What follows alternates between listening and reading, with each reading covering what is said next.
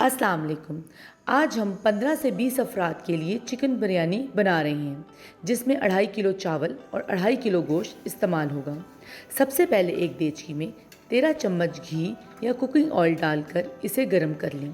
फिर इसमें 10 से 12 दरमियाने साइज़ के प्याज काट कर डालें और हल्का ब्राउन होने पर इसमें 2 खाने के चम्मच अदरक लहसुन की पेस्ट शामिल करें और थोड़ी देर तक भून लें। इसके बाद 2 खाने के चम्मच पिसी हुई सौंफ, 5 से 6 अदद बादिया के फूल और 2 टुकड़े दालचीनी, 2 तेज़पात, 5 से 6 छोटी इलायची, 4 अदद बड़ी इलायची, 2 खाने के चम्मच सफ़ेद ज़ीरा, 2 खाने के चम्मच साबुत काली मिर्च, 8 से 9 अदद लौंग, 1 जायफल और जवत्री को पीस कर इन सब अशिया को देचकी में डाल दें और भून लें।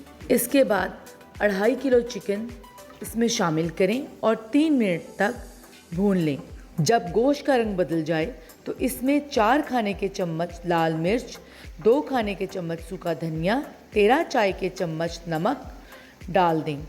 इसके बाद 12 टमाटरों की पेस्ट बनाकर डाल दें और साथ 1 गिलास पानी डालकर पकने के लिए दरमियानी आंच पर छोड़ दें। जब पानी खुश्क हो जाए तो गोश्त में आधा किलो दही, पाव आलू बुखारा, पाव इमली डाल दें और अच्छी तरह मिक्स करके इसे पकने के लिए छोड़ दें। जब मसाला और गोश्त तेल छोड़ दें और गोश्त गल जाए तो आग बंद कर दें।